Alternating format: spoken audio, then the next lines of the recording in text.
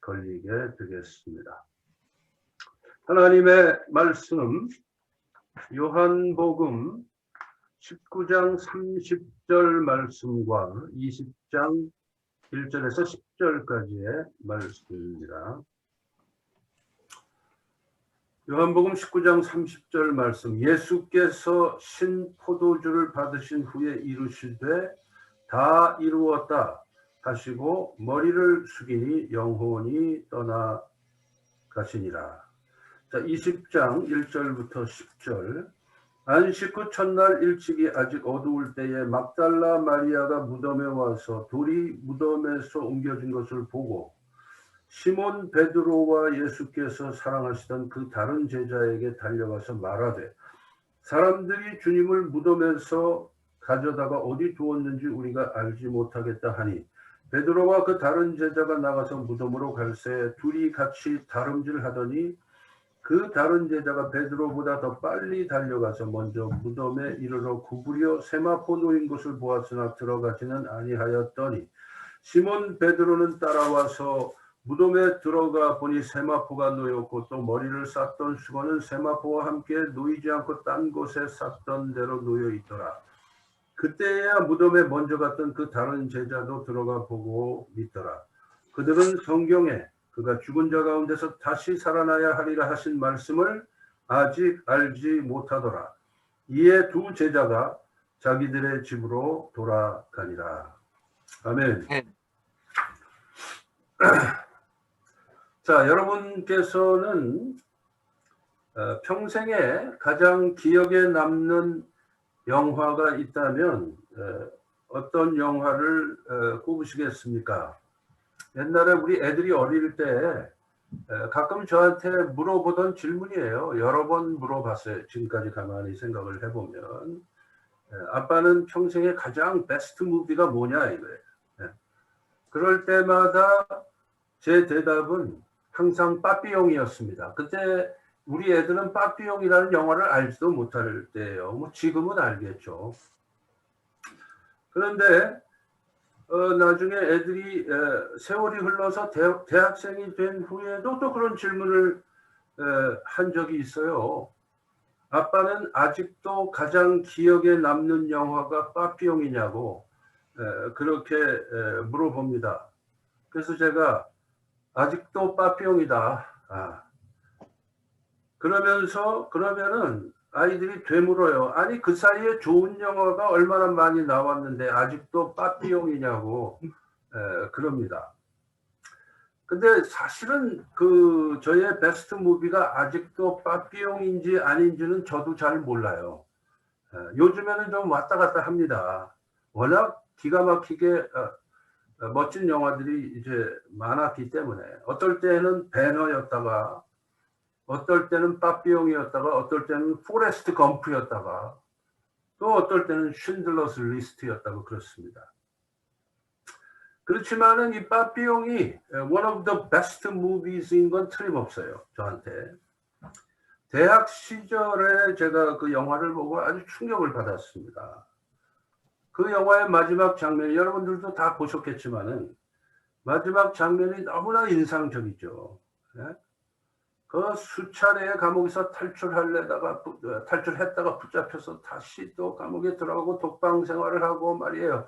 그 독방에서 막 그 먹지를 못해가지고 벌레를 썰어서 북에다가 집어넣어서 먹기도 하고 말이에요. 그러는 장면들도 나오고 그러는데 나중에는 사람이 살지 않는 무인도에 말이에요.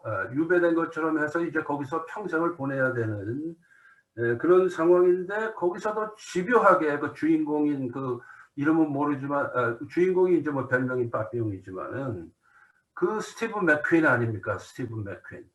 그 스티브 맥퀸이 말이에요.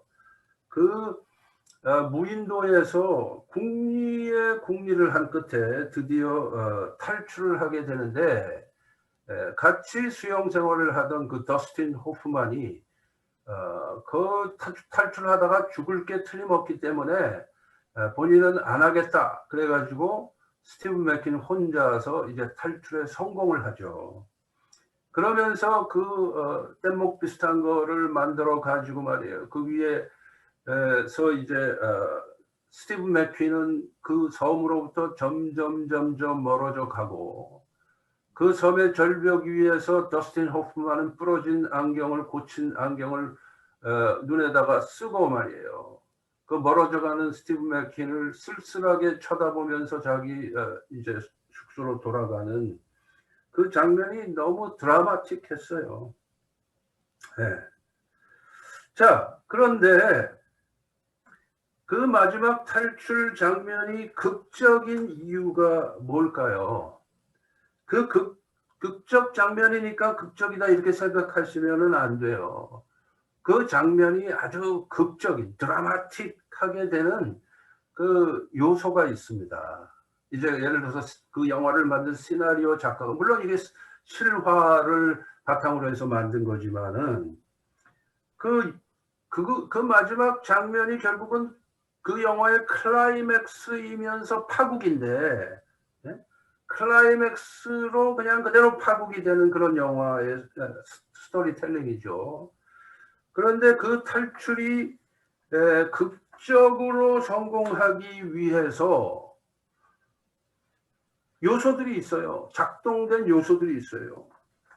그렇게 되기 이전에 주인공이 탈옥에 실패하는 장면들이 여러 차례 나오고, 실패할 때마다 절망감이 들지만 절망하지 않고 현실에 좌절하지 않고 계속 탈출을 시도한 끝에 성공했기 때문에 그 탈출이 극적인 것이죠. 그냥 쉽게 탈출했다 그러면 그거는 영화가 될 수도 없는 거예요.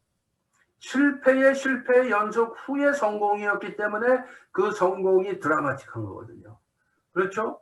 또한 그 탈출 장면이 극적이기 위해서 무인도의 절벽에서 탈출에 성공한 스티브 맥퀸과 죽을까봐 겁이 나서 탈출을 시도하지 않고 절벽 위에서 탈출에 성공해서 섬에서 점점 멀어져 가고 있는 스티브 맥퀸의 모습을 바라보면서 터덜터덜 거처로 돌아가고 있는 더스틴 호프만의 모습을 대조시켜 놓고, 그 모습이 너무나 대조적이기 때문에 그 탈출 장면이 또 극적이 되는 것입니다.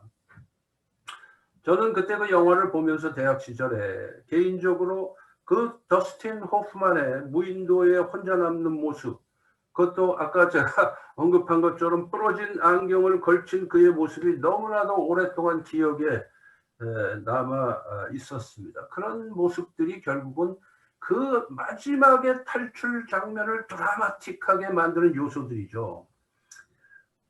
근데 그 마지막 탈출 장면이 극적이 되기 위한 요소가 사실은 또 하나 있어요.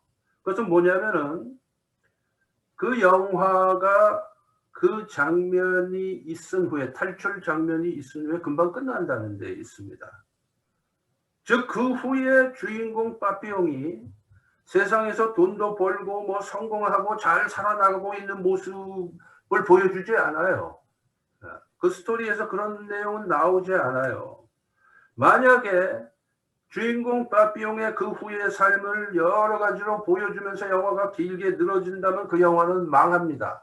명화가 될 수가 없어요. 그러면 저는 그런 영화가 있는 줄조차 몰랐을 것입니다. 즉 빠삐용의 탈출 장면은 그래서 그 영화의 클라이맥스이면서 파국이에요. 엄밀하게 말하면 그 영화 전체, 예를 들어서 뭐 2시간짜리 영화다 그러면 그 2시간의 영화 전체는 바로 그 한 번의 탈출 장면을 극적으로 보여주기 위해서 거기에 포커스가 맞춰져 있다, 이렇게 봐야 될 것입니다. 자, 예수님께서 인간으로 이 땅에 오셔서 30년 동안을 준비 기간으로 삼으시고 3년 반 동안의 공생의 사역을 하십니다.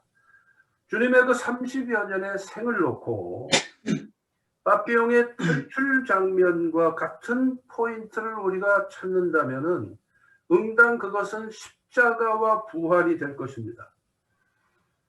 그런데 주님의 십자가에서의 죽으심과 죽음에서 다시 살아나신 부활의 사건은 두 개의 사건이 아니고 하나의 사건입니다.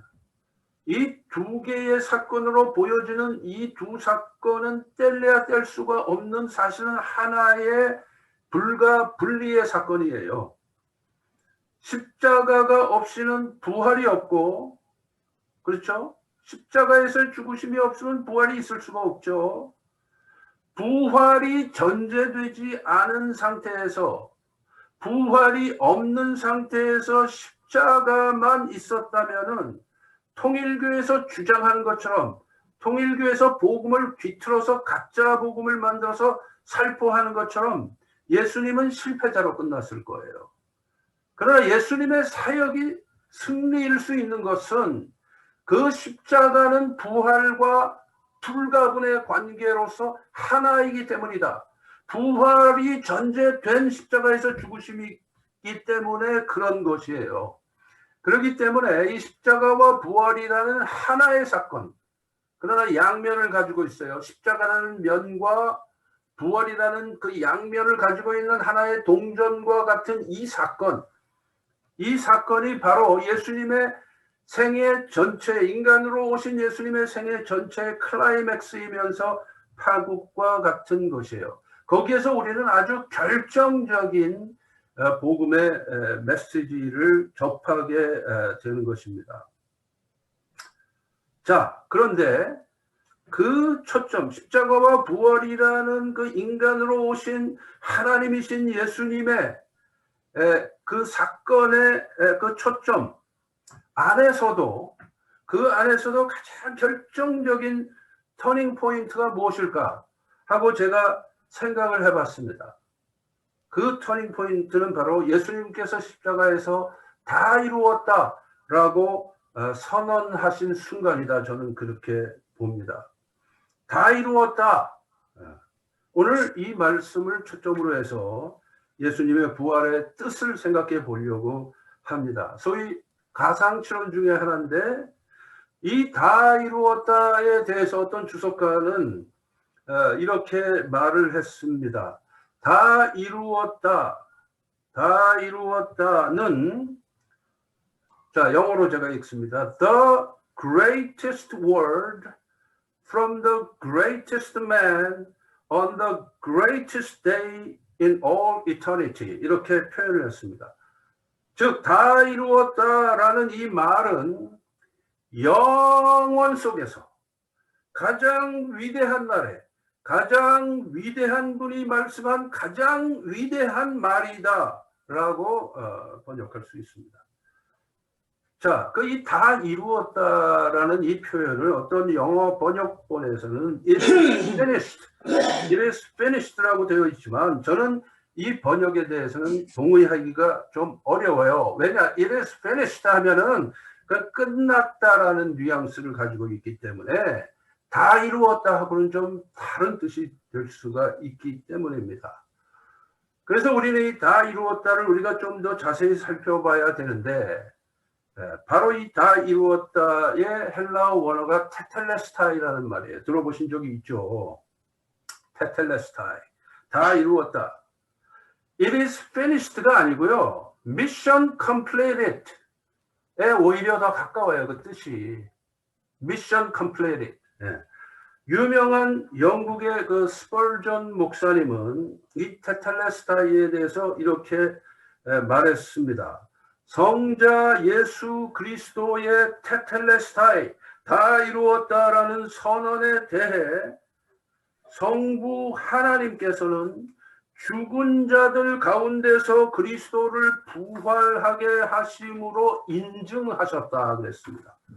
저는 이 스펄전 목사님의 해석이 너무나 가슴에 와 닿습니다. 비록 주님께서 십자가상에서 죽으시기 직전에 아직 목숨이 붙어 있으셨을 때에 이 선언을 하셨지만은, 즉 나의 모든 사역을 이제 다 완성하였다라고 선언하신 것이지만은 주님의 그 사역의 선언이 현실 속에서 완성됐다는 것을 입증한 사건이 바로 부활이다라는 거예요. 스펄전 목사님의 이 해석이 너무나도 마음에 드는 해석입니다. 즉 주님께서는 직접 육신적으로 죽으신 후 곧 그 육신이 부활하실 것을 죽으시기 전에 테텔레스타이, 다 이루었다로 미리 선언하신 것입니다. 놀라운 선언이죠. 주님의 사역의 완성이에요. 그 주님의 사역의 완성의 결정판은 뭐냐?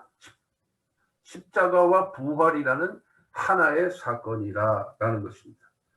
자, 헬라 세계에서 이 테텔레스타이의 뜻은 여러 가지 뜻이 있는데요.